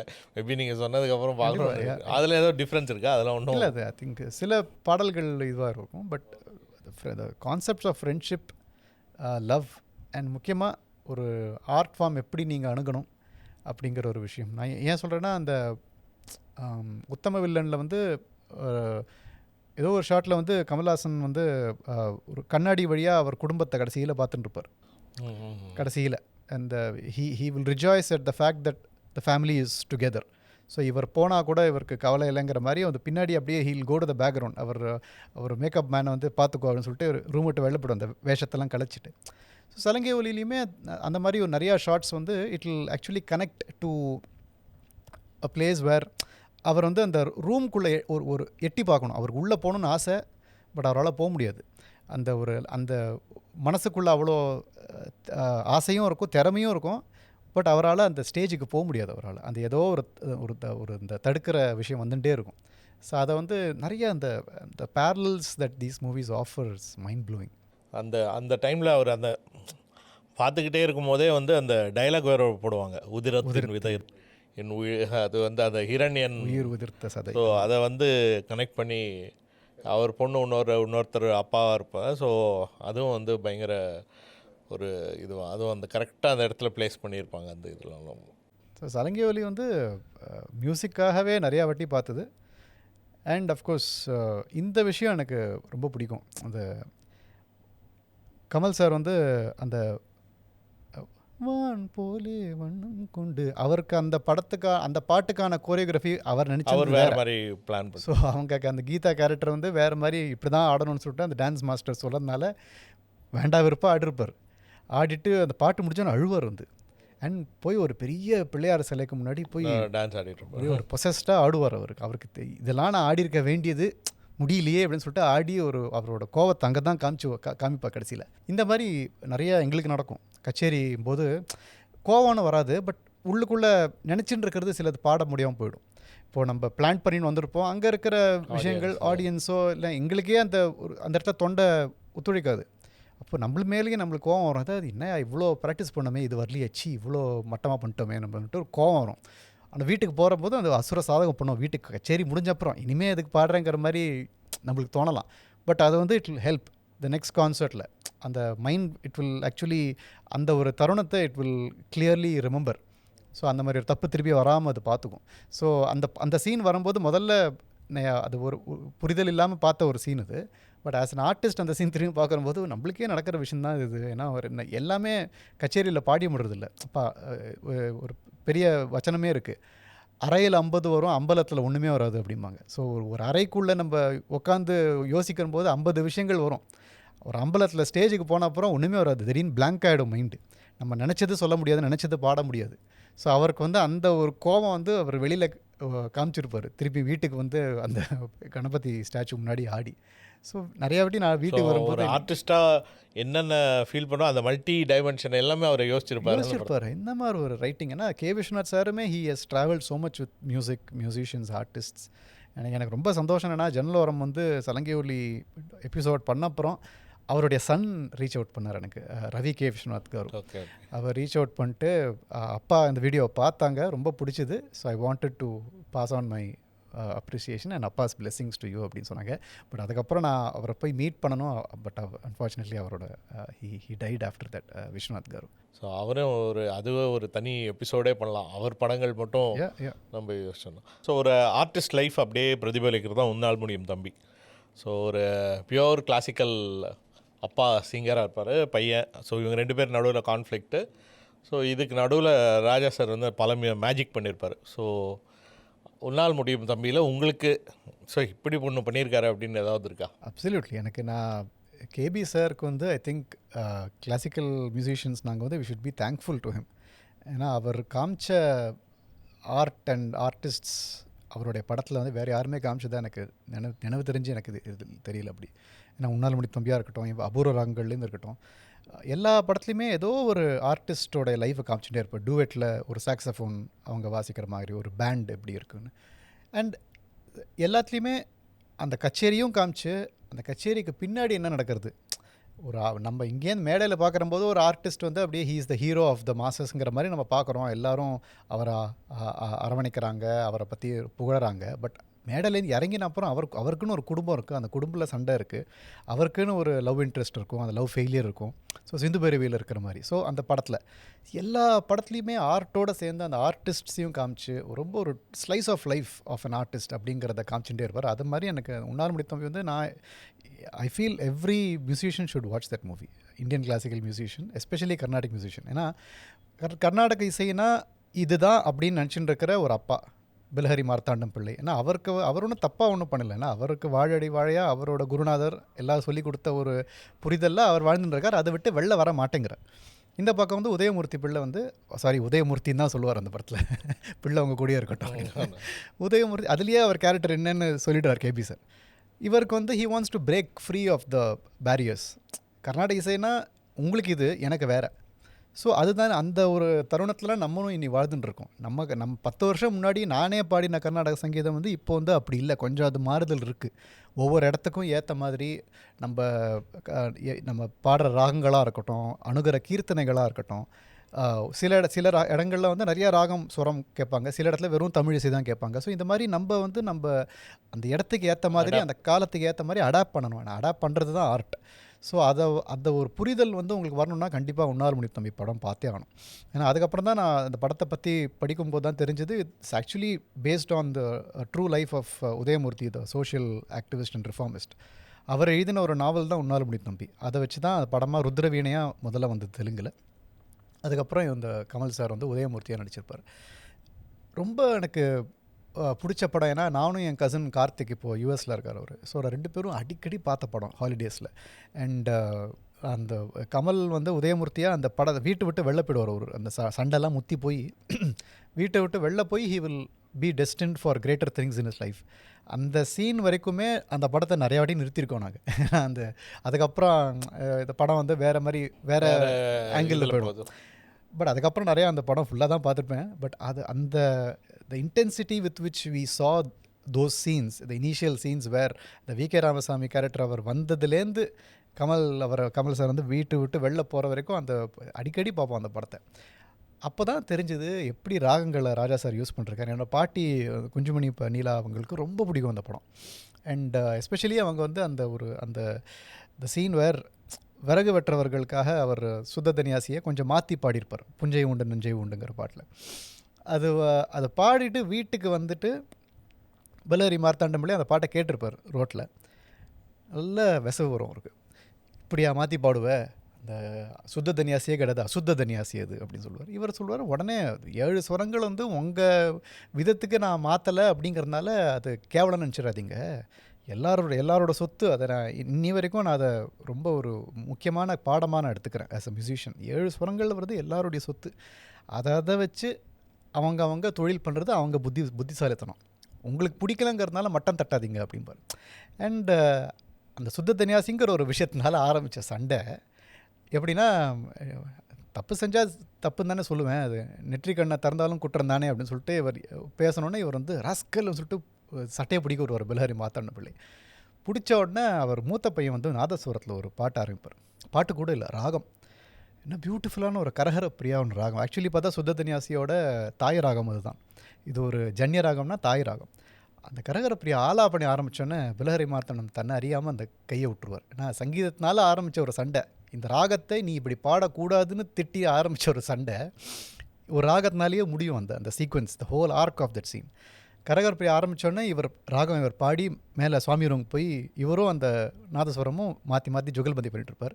இவங்க 2 பேரும் ஸ்வரம் பாடினோடனே இவருக்கு தாங்காது.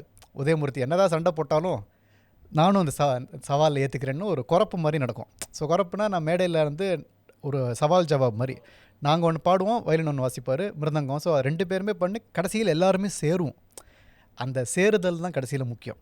ஸோ கேபி சார் எப்படி அந்த சீனை என்விஷன் பண்ணிருப்பார் அப்படின்னு யோசிக்கிற போது வியப்பாக இருக்குது. ஏன்னா அந்த ஒரு சண்டையில் ஆரம்பித்த ஒரு விஷயம் கடைசியில் சங்கீதத்தினால அப்படியே சேர்ந்து ஒவ்வொருத்தராக சவால் ஜவாப் கொடுத்துண்டு, நீ பாடுறியா கரகர பிரியால த நீ பத நீ மப மப த நீ த ப மக மப த ப மக ரே க ம ப ப ச ச ரே க ச ரே க ம ரி க ம ப க ம ப த ம ப த நீ த ப த ப மக ரே க ம ப ப ச நீ த ப ம ப. அது மாதிரி ஒவ்வொன்றா பாடி கடைசியில் 2 பேருமே சேர்ந்து சுமூகம் முடிப்பாங்க.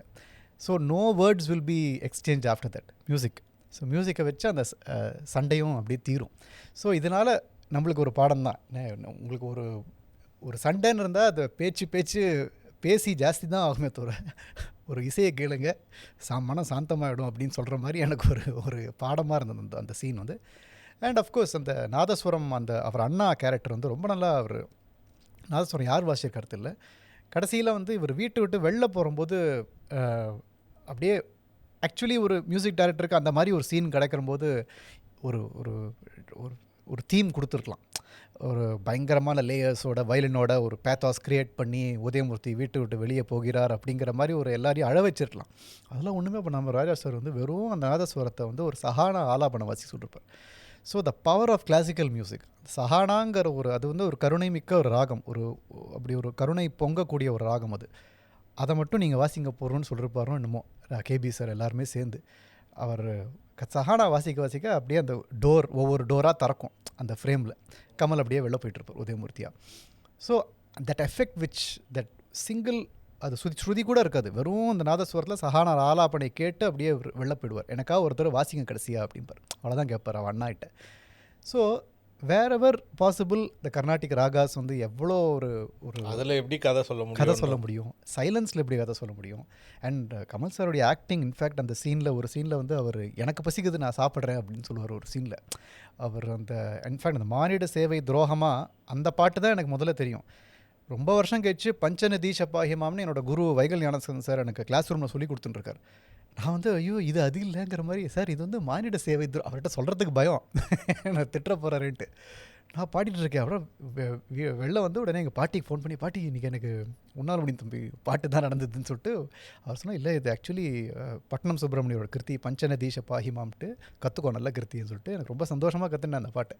ஸோ அதோட ரெஃபரன்ஸ்லாம் கேவி சார் அந்த படத்தில் வச்சுருப்பார். இவர் வந்து பஞ்சநதீஷ பாயும் பாடி உதயமூர்த்தி சிந்தனை எங்கே இருக்குது, சமூக சிந்தனையும் மேடையில் வந்தால் மேடையில் மட்டும்தான் இருக்கணும்னு சொல்லிட்டு பாடுவார். இவர் மைக் எடுத்துகிட்டு மானிட சேவை துரோகமா கலை வாணி நீயே சொல் மானிட உதய ரவிச்சந்திரிகா பாடுறாக வந்து பூர்ண ரவிச்சந்திரிகா. ஸோ இது ஒரு நிறைய இந்த சின்ன சின்ன டாட்ஸ்லாம் கனெக்ட் ஆகும் அந்த படத்தில். ஸோ இந்த மாதிரி ஒரு சங்கீத மாணவருக்கு முக்கியமாக பார்க்க வேண்டிய ஒரு படம் வந்து உணர முடியும் தம்பி. ஸோ இதே மாதிரி நம்ம பேசிகிட்டு இருக்கும்போது இன்னும் 2 மியூசிக்கல் இது வந்து பார்த்திங்கன்னா, ஒன்று வந்து சிங்காரவேலன், அதுவும் ராஜா சார் அதில் வந்து அவரே வந்து பல இன்ஸ்ட்ருமெண்ட்ஸை உடம்புல வச்சுட்டு ஒரு பாட்டு பண்ணுவார். ஸோ அந்த படத்தில் ஏதாவது மியூசிக் அந்த படத்தில் வந்து நான் உண்மையாக சொல்லணும்னா மியூசிக்கு கமல சாருக்கு அது அவங்கள மீறி நான் பார்த்தது காரணம் வந்து கவுண்டமணி தான். கவுண்டமணி சாரோட பெரிய ஃபேன். இன்ஃபேக்ட் நான் மட்டும் இல்லை, என்னோட இசைத்துறையில் என்னுடைய நண்பர்கள் எவ்வளோ பேர், என் வயசில் இருக்கிறவங்களும் சரி, என்னுடைய மூத்த இசை கலைஞர்களுக்கும் எவ்வளோ பேருக்கு கவுண்டமணி சாருடைய டயலாக்ஸ், கவுண்டமணி சிந்தில் அவங்க வரும்போது நடக்கிற விஷயங்கள் வந்து இன்ஃபேக்ட் என்னோடய யூடியூப்லேயே ஒரு வீடியோவில் போட்டிருப்பேன். நாங்கள் ஒரு 5 பேர் வந்து எப்படி அவங்க 2 பேரும் பேசின வசனங்கள், அவங்க எனாக்ட் பண்ண சீன்ஸ் வந்து நமக்கு இப்போ பொருந்துருது. As a musician we are able to live through these incidents அப்படின்னு எப்படி கவுண்டமணி சார் அவருடைய டைலாக்ஸ்லாம் நம்ம பார்த்துட்டு இருப்போம். அந்த படம் சிங்காரவேலனுக்கு அப்படி ஒரு ரசிகன் தான். இன்ஃபேக்ட் சில சீன்லாம் இந்த அஷ்டாவதானியாக கமல் வருவார் இல்லையா, எல்லா இன்ஸ்ட்ருமெண்ட்டும் மாட்டின்ட்டு, அது காரணமே அது ப்ரீவியஸ் சீனில் கவுண்டமணி தான் சொல்லியிருப்பார். இந்த ஒரு மூங்கில் குச்சியை வைத்து குத்தி இவ்வளோ நேரம் ஊற்றிட்டு இருக்கா அப்படின்னு சொல்லுவாள். எனக்கு நியாயப்பட அந்த கோவம் வரணும் எனக்கு, ஏன்னா நான் வந்து ஒரு புல்லாங்குழல் பரம்பில் தான் வந்திருக்கேன்.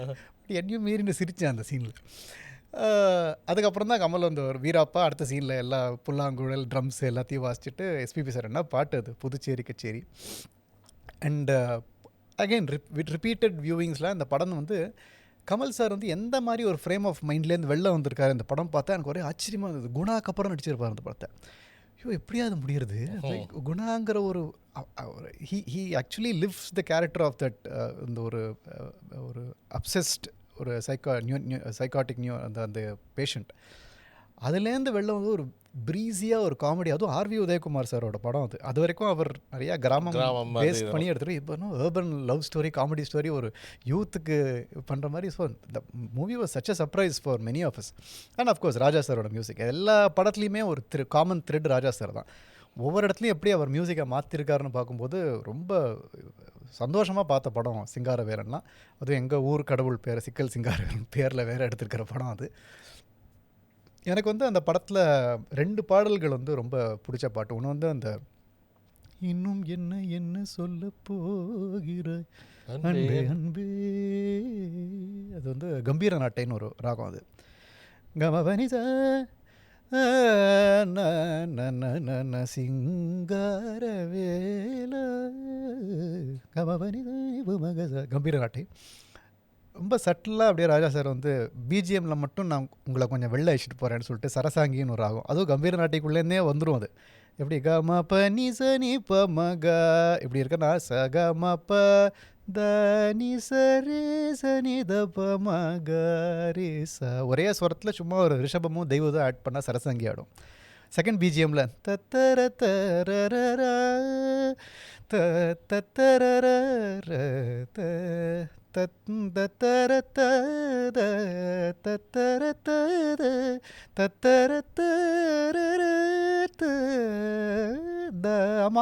அப்படின்னு சும்மா தெய்வத்தை காமிச்சு திருப்பி கம்பீர நாட்டுக்குள்ளே வந்துடும். ஸோ ஒரு ரொமான்டிக்கான ஒரு பாட்டு. இன்றைக்கி நம்ம எந்த டியூன் வேணாலும் அதில் போடலாங்கிற ஒரு சூழ்நிலை நிற்கிறோம். பட் அன்றைக்கி வந்து கம்பீர நாட்டையில் ஒரு பாட்டு போட்டு ஒரு ஹிட் ஆக்கி, அதுக்கப்புறம் கமல் சார் நீங்கள் ஏற்கனவே கேட்ட மாதிரி why is he special and what does he do that others are not able to do அப்படின்னு பார்க்கும்போது அந்த பாடுற ஒரு திறன் இருக்குல்ல, as a vocalist. நான் Singaravelan is one of the movies where I was astonished by his range. போட்டு வைத்த காதல் என்ன ரேஞ்சு கொடுத்துருப்பார். ஐயோ அது எங்கேயோலாம் போகும். இன்ஃபேக்ட் அந்த வடிவேல் சாரோட காமெடியை பார்த்தப்பறம் அந்த பாட்டு யாராவது பாடுற போது இப்படி தோணும், காதலத்தின் தோடி என்ன ஸ்ருதி. நான் அதை டீகோடே பண்ணதில்லை. நான் கேட்கும் போது என்ன அந்த பாட்டுக்கு அந்த எனர்ஜி தேவை. என்ன ஒரு ராக் பாட்டு மாதிரி எடுத்துன்னு போயிருப்பார் ராஜா சார் அந்த படத்தில். போயிட்டே இருக்கும் அந்த பாட்டு. அவரோட voice, the way he has used his voice amazing. And நான் இந்த விஷயத்தில் இந்த டயத்தில் வந்து இந்த தருணத்தில் I should talk about Kamal சாரோடைய voice, how Raja sir is used. இந்த சிங்காரவேலன் ஒன்று. இன்னொரு பாட்டு வந்து அஃப்கோர்ஸ் மைக்கேல் மந்த காமராஜில் சுந்தரி நீயும். அதில் வந்து எல்லாருக்கும் தெரிஞ்ச ராகத்தில் ஈஸியாக பாடிட்டு போகிறது வந்து ஒரு விஷயமா இருக்கா கூட, கேதாரம்னு ஒரு வெரி கிளாசிக்கல் ராகம். அது வந்து கர்நாடக சங்கீதத்துக்கே ரொம்ப ஒரு ஸ்பெஷலான ஒரு ராகம். அது கம்பீர நாட்டை மாதிரியே அதுவும் சமகம பனி சனி பமகரேச அதை ரிஷபம் ஆட் பண்ணும்.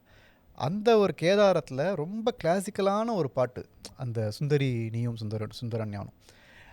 அது வந்து கமல் சார் சில சங்கதிகள்லாம் கொடுத்துருப்பார். நான் அதுக்காக தான் நான் ஆக்சுவலி அந்த ஒரு கமலிசம்னு ஒரு எபிசோடே நான் ஆரம்பித்தேன் ஜன்னல் ஓரத்தில். Because the artist that I love in Kamal Haasan அப்படிங்கிற மாதிரி. ஏன்னா ஒரு சிங்கராக இருக்கும்போது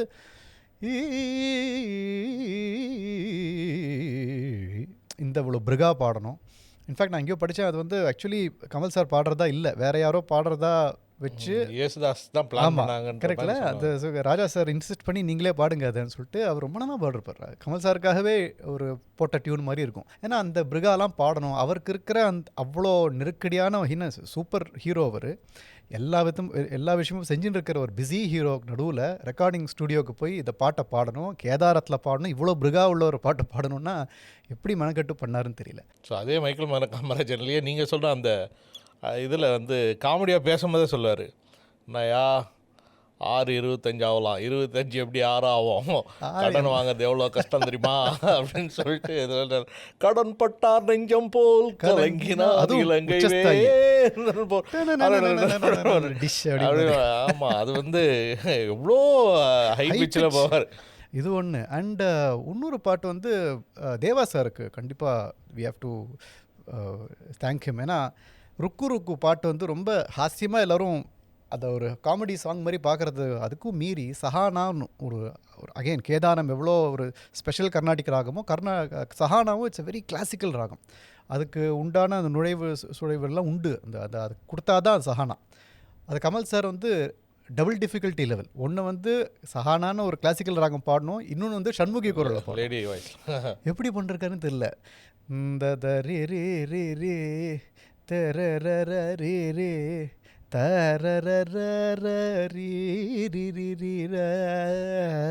மாதிரி அந்த அழகாக வரணும், அந்த வளைவெல்லாம் வரணும், அப்படி தான் சஹானாவாக இருக்கும். ததறி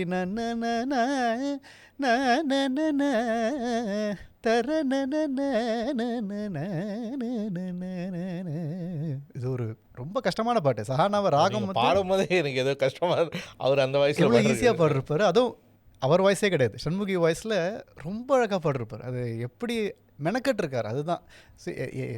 என்ன வேணாலும் பண்ணலாம் அப்படின்னு பண்ணால் கூட அந்த படம் ஹிட்டாக தான் போகிறது, பாட்டு ஹிட்டாக போகிறது. பட் இப்படி பண்ணணும் அவரும் முடிவு எடுத்து அந்த சிரமம் எடுத்துட்டு செஞ்சிருக்காங்க தான் I am a big fan of Kamal sir. And இன்னொரு சாங் வந்து ஓ மானே மானேன்னு ஒரு படம், மோகன் அவர் நடித்தது. மோகனுக்கு இவர் பாடியிருப்பார் ஒரு பாட்டு. ஸோ ராஜா சார் கமல் சார் மேஜிக்கில் இன்னொரு முக்கியமான மேஜிக் வந்து ராஜா சார் பண்ண முடியாதுன்ற மாதிரி இருந்து வந்த படம் ஹேராம். ஸோ ஹேராம் வந்து எனக்கே அந்த அது ஒரு all time favourite album.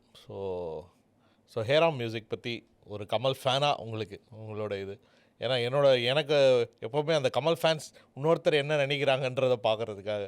Kamal sir வந்து ரொம்ப ஒரு கான்ஷியஸாக எடுத்துட்ட ஒரு ஸ்டெப் வந்து to push Tamil cinema to an international stage வந்து Hey Ram one of the biggest மூவிஸ்ன்னு நினைப்பேன். அந்த படம் வந்து ரிலீஸ் ஆகி நான் வந்து இன்னும் ஞாபகம் இருக்குது, நான் என்னோடய அக்கா என்னோடய அண்ணா கசின் 3 பேருமே காலேஜ் போகிறதா சொல்லி தேவி தேட்டரில் மீட் பண்ணணும். அந்த படம் அப்போ தான் என்ன படம் டக்குன்னு ரிலீஸ் ஆகுங்க, உங்கள் கதையா சொல்லுங்கள். ஸோ ஏன்னா அந்த படம் வந்து ரிலீஸ் ஆக விடலை, நிறையா கான்ட்ரவர்சி இருந்தது. ஸோ தள்ளி போயிட்டே இருந்தது. அண்ட் ஃபைனலி ரிலீஸ் ஆனும்போது சரி இந்த படம் எப்படியா நம்ம பார்க்கணும், ஹேராம்ங்கிற படம், கமல் அவர் டைரக்டர் அவர் அந்த படத்தில் சொல்லிட்டு நாங்கள் 3 பேருமே தேட்டரில் மீட் பண்ணுறோம். டிக்கெட் இல்லை. ஸோ அப்போ தான் வந்து அந்த ஸ்க்ரீன் அது வரைக்குமே போகலாம், அந்த வாட்ச்மேன் அங்கே கார்ட் பண்ணிட்டு இருப்பார் அந்த கதவை, அது வரைக்குமே போய்ட்டு எல்லாம் படம் ஆரம்பிச்சிடுது, உள்ளே விடுங்க எப்படியாவது தேட்டர் டிக்கெட் யாராவது எங்கேயாவது இருக்குமா, டிக்கெட் இல்லைப்பா அப்படின்ட்டு அவர் சொன்னால். அடுத்த கொஞ்சம் கொஞ்சமாக அந்த யாரோ வெளில வராங்க, அந்த டோர் திறக்குது, உள்ளே ஏதோ ஒரு டயலாக் கேட்குது, அப்படியே ஏதாவது இந்த படத்தை பற்றி ஏதாவது கிடைக்குமா இன்ஃபர்மேஷன், அடுத்த ஷோ எப்படியாவது பார்க்க முடியாது, இது இப்படியே பார்த்துடலாமான்னு ஒரு ஆசை. ஏன்னா கஷ்டப்பட்டு லீவ் போட்டு வந்திருக்கோமே. அப்போ பார்த்தா திடீர்னு இந்த ராம் ராம் ஹே ஹே ராம் ராம்னு வந்துடுது. எங்களுக்கு டைட்டில் மியூசிக் இப்போ தான் போடுறான், எப்படியா சார் கொடுங்க சார் ஒரு மாதிரி பார்த்தாரு எங்களை. அப்புறம் தான் தெரியுது அதுதான் அந்த படத்தோட லாஸ்ட் சாங். ஸோ படம் எப்போ ஆரம்பிச்சிடுது, நாங்கள் போனது லேட்டு. இந்த மாதிரி ஒரு பாட்டை கடைசியில் வச்சுருக்காரு. It's actually a hero worship song. And இந்த படம் ஹேராம்ங்கிற படத்துக்கு ராம் ராம் ஹே ஹே ராம்னு ஒரு படம். நம்ம எல்லாருமே முதல்ல இந்த பாட்டு எனர்ஜியோடு ஆரம்பிக்கும்னு நினச்சா அந்த படத்தோட மியூசிக் ட்ராக் வந்து it shattered so many preconceived notions. இப்படி தான் ஒரு படம் இப்போ மியூசிக் இருக்குன்னு பார்த்தா அவர் பூடபெஸ்ட் ஆர்கெஸ்ட்ரா என்ன, the way he has used international musicians, ஒரு சிம்ஃபனி. இப்போது அவர் ராஜா சார் வேலையன்ட்டுன்னு பண்ணிருக்காருன்னா ஹேராமோட ட்ராக்கை மட்டும் எடுத்து பாருங்கள், அது ஒரு வேலையன்ட் நம்பர் 4, 5 அப்படி இருக்கும் உங்களுக்கு. ஏன்னா the way he has used international instruments and அந்த படத்தை அப்லிஃப்ட் பண்ணுற ஒரு விஷயம் இருக்குது. இன்ஃபேக்ட் அந்த ஒரு சீன், அந்த இசையில் தொடங்குதம்மா அந்த பாட்டுக்கு அப்புறம் அவர் the mental turmoil that he undergoes Saketh Ram, அந்த அவர் ஒய்ஃப் மைத்திலி கிட்ட போய்கிட்டு, ஏன்னா அடுத்த நாளே அவர் ஹி ஹஸ் டு அந்த கோ டு த நேஷனுக்கு அந்த ராஜா கொடுத்த வேலையை அவர் செஞ்சானோ.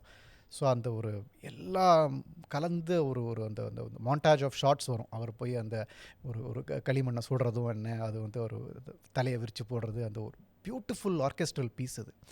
அண்ட் ராஜா சார் வந்து அப்புறம் தான் தெரிஞ்சது அவர் பண்ண வேண்டிய படமே இல்லை, and every thing was ready. So அந்த ரஷஸை பார்த்து இவர் அந்த பாட்டு போட்டிருக்காரு. இந்த நீ பார்த்த பார்வையெல்லாம் அவர் ஆல்ரெடி ஃபில்ம் பண்ண ஒரு பாட்டு, அந்த பாட்டுக்கு ஈக்குவலாக ஒரு பாட்டு ஈக்குவலாக போட்டிருக்காரு. அண்ட் இசையில் தொடங்குதாமா ராஜா சாரே கேட்டு சொன்னார் போல், அந்த இடத்துல நான் ஒரு பாட்டு போடுறேன், அது நீ முதல்ல அந்த பாட்டு இல்லை அங்கே வெறும் இதுவாக தான் இருந்ததுன்னு சொல்லிட்டு ராஜா சார்ஸ் கன்விக்ஷன் he said இல்லை அங்கே ஒரு பாட்டு கண்டிப்பாக நான் போடன்னு சொல்லி அஜய் சக்கரவர்த்தி சாரை பாட வச்சு அது இன்றைக்குமே பாடிட்டு இருக்கோம். எவ்வளோ பேர் அந்த ரீல்ஸில் அந்த பாட்டை பாடி அவங்க பேர் வாங்கிட்டு இருக்காங்க. Amazing movie. எனக்கு அந்த ஹேராம்லேயும் சிங்காரவேலன் சொன்ன மாதிரி தான், எப்படி கமல் சாரோடைய வாய்ஸ் ரேஞ்சை பற்றி நான் வியர்ந்தேனோ சிங்காரவேலன் அந்த பாட்டில், இதுலேயும் ஹேராம்லேயும் அப்படி தான். இந்த தன்னாலே தாயகம் நாளை நீ நோக்கியே இப்போ போயிட்டே இருக்கும், மேலே போகும் வாய்ஸ். அது எப்படி அவர் பாடுறாருன்னே தெரியாது. அண்ட் எனக்கு ரொம்ப பாதித்த ஒரு சிந்து பேரவி அந்த பாட்டு வந்து ராகம் சிந்து பேரவி, which brings me back to how Raja sir has even used Sindhu பேரவி the ராகம் in different shades. இது வந்து ஒரு ஒரு ஒரு ஒரு நேஷ்னல் பேட்ரியாட்டிக் ஃபீலிங்கை வெளிக்கொண்டு வர ஒரு சாங், அப்படியே ஒரு ஹீரோ வர்ஷிப் சாங்காக இருக்குது. அண்ட் அதே மாதிரி சிந்து பேரவி வந்து டோட்டலி அன்ரிலேட்டட் ஒரு காமெடியாகவும் நிறையா சிந்து பேரவி கொடுத்துருக்காரு அவர். அண்ட் பார்த்திங்கன்னா ஒரு ரொமான்டிக் சிந்து பேரவி அண்ட் ஆசதிகம் வச்சு அப்படியே ஒரு ஃபோக்கிஷான ஒரு சிந்து பேரவி அதுவும் இருக்குது.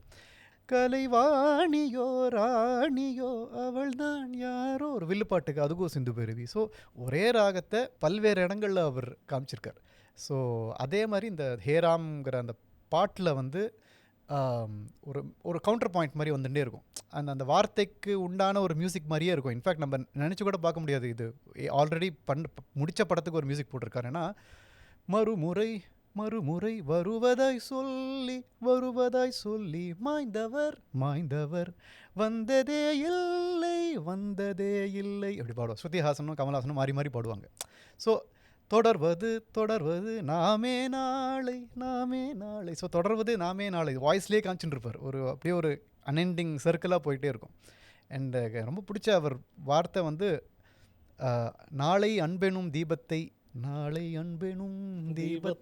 ஏற்றி நீ வைத்தால் நாளையும் எரியும் உன் பேர் சொல்லும் ஜோதி. அந்த தேவர் மகன் சொன்ன மாதிரி விதை நான் போட்டதுங்கிற மாதிரி நீ இன்னைக்கு ஏற்றி வச்சா நாளைக்கு உன் பேரை தான் சொல்லுவாங்க, அந்த ஜோதி உன் பேரை தான் சொல்லும். அந்த அன்புங்கிற ஒரு இது, அந்த அன்பே சிவம் கூட விதை அங்கேயே போட்டிருக்காரு அவர் நினைக்கிறேன். அண்ட் இந்த பாட்டு ஒரு ஃபிலாசபி அப்படியே ஒரு தனியாக வந்துகிட்டே இருக்கும். நாளை நம்ம அந்த வந்து ஒரு நாளை நாமே அப்படின்னு வர மாதிரி அந்த பாட்டில், அந்த ஹேராம்ங்கிற பாட்டில் அடிக்கடி அவர் சொல்கிற ஒரு விஷயமும் அதுதான், நாளை நம்ம தின்னு. நான் எப்படி இந்த பாவனிங்கிற ஒரு பல்லவியாக ரொம்ப நாள் கழிச்சு பண்ணினோம், இந்த நாளை நம்மதே ரொம்ப மனசில் ஓடிந்தே இருந்தது இந்த படம் பார்த்தப்புறம். அண்டு அதை வச்சு ஏதாவது ஒன்று பல்லவி பண்ணலான்ட்டு என்னுடைய ஃப்ரெண்டு அங்கே சுதர்ஷன் உடுப்பியில் இருக்கார். அவர் சும்மா வேடிக்கையாக இப்போ சொல்லுவார், நீங்கள் தான் என்னோடய சேட் ஜிபிடி அப்படின்னு. அதாவது எனக்கு ஏதாவது ஒரு ஐடியா தோணிட்டு தான் ப்ராம்ப்ட் நம்ம கொடுக்குற மாதிரி அவர்கிட்ட தான் சொல்லுவேன், எனக்கு நாளை நமதே அப்படின்னு ஒரு முடிகிற மாதிரி எனக்கு ஒரு பஞ்சாக ஒரு வார்த்தை கொடுங்க அப்படின்னு சொல்லிட்டு அவர்கிட்ட சொன்னேன். ஸோ எனக்கு அது வந்து தேஷ் ராகத்தில் வேணும். அதாவது நாளை நம்ம தேன்னு வரதுனால கடைசியில் வேறு அடுத்த சிலபிள் வந்து அந்தாதி மாதிரி இது தேன்னு முடியறது, அடுத்தது வந்து எனக்கு ஷால ஆரம்பித்தா தேஷ்ன்னு நடுவுலேயே வந்துடும் அப்படின்னு சொல்லிட்டு, இது கமல்ஹாசன் அவர் இன்ஸ்பயர் ஆன பல்லவி தான். இது ரொம்ப அழகாக எழுதி கொடுத்தார். அறம் வளர்த்தால் குணம் செழித்தால் தினம் உழைத்தால் நாளை நமதே சக்தியும் சிவனும் அருள் பொழிய அறம் வளர்த்தால் குணம் செழித்தால் தினம் உழைத்தால் நாளை நமதே சக்தியும் அப்படியே சக்தியும் வந்தால் தேசனும் உள்ள வந்துடும் சொல்லிட்டு ஒரு பல்லவியாக பாடி அவர் ஃப்ரெண்டு எழுதி கொடுத்தாரு உடனே. ஸோ அதுக்கு எனக்கு ஐடியா வந்து விதை வந்து நாளை நமதே ஹேராம் வர அந்த ஒரு விஷயம் கமல்ஹாசன் சொல்கிற விஷயம். ஏன்னா I believe that tomorrow is ours. இந்த ஒரு நாளைக்குங்கிற விஷயம் வந்து நம்ம கையில் தான் இருக்குது. இந்த தீதும் நன்றும் பிறர் தர வராங்கிற மாதிரி நம்ம ஃப்யூச்சர் எப்படி செதுக்குறோம் அப்படிங்கிறது நம்மளுடைய பழக்க வழக்கங்கள், நம்மளுடைய நம்பிக்கைகள், நம்ம கொடுக்குற மரியாதை, கலாச்சாரத்துக்கு கொடுக்குறது மரியாதை. ஸோ இதெல்லாம் நம்ம இசையை நம்ம எப்படி நாளைக்கு எடுத்துகிட்டு போக போகிறோங்கிறது நமக்கு வந்து நம்ம முன்னோர்கள் சொல்லிக் கொடுக்குற பாடத்தை வச்சு நம்மளுடைய ஐடியாஸும் நம்மளை சேர்ந்து ஒரு பொறுப்பாக நம்ம நாளைக்கு கொடுக்கணும். நாளை நமதே அப்போ தான் ஆகும் அப்படின்னு நம்புற வேணாம். ஸோ அதனால் கமல் சார் சொன்ன ஒரு பஞ்ச் லைனை வச்சு ஒரு பல்லவியும் பாடியிருக்கேன். கமல் சார் சொன்ன டைட்டிலில் இருந்து அவரோட இப்போ கட்சியில் கூட நிறையா சொல்கிற நாளைக்கு நம்மதே இதை வச்சு அவர் பாட்டே போட்டிருக்காரு. ஸோ அப்படி ஒரு கமல் ஃபேனை வந்து இன்றைக்கி பார்த்ததில் வந்து ரொம்ப சந்தோஷம். Thanks Sikkil Gurucharan. So time போனதே தெரில. நீங்கள் உங்களோட பாடல்கள் அதுக்கப்புறம் பல டீகோடிங் இல்லை பல விஷயங்கள் வந்து என்ன சொல்கிறது ஒரு கடைசியில் ஒரு மெசேஜோடவே முடிச்சிட்டிங்க. இதெல்லாம் நம்ம பிளானே பண்ணல. ஸோ அதுதான் வந்து கமல் சாரோட நம்ம நிறைய மீட் பண்ணுவோம், நிறைய பேசுவோம். ஸோ இந்த சீரீஸை வந்து அப்படியே கண்டினியூவும் பண்ணுவோம். நிச்சயமாக. Thanks for having me and it was a great pleasure talking to you and about our favourite hero Kamal Haasan and of course Raja sir also. Thank you. மக்களுக்கு நல்லது பண்றதுக்கு அரசியலுக்கு வாங்கடா, கொள்ளை அடிக்கிறது கொலை பண்றதுக்கு அரசியலுக்கு. ஜேம்சன் கோவின் தமிழ் புத்தாண்டு சிறப்பு விற்பனை ஏப்ரல் 11 முதல் 14 வரை 65% வரை தள்ளுபடி.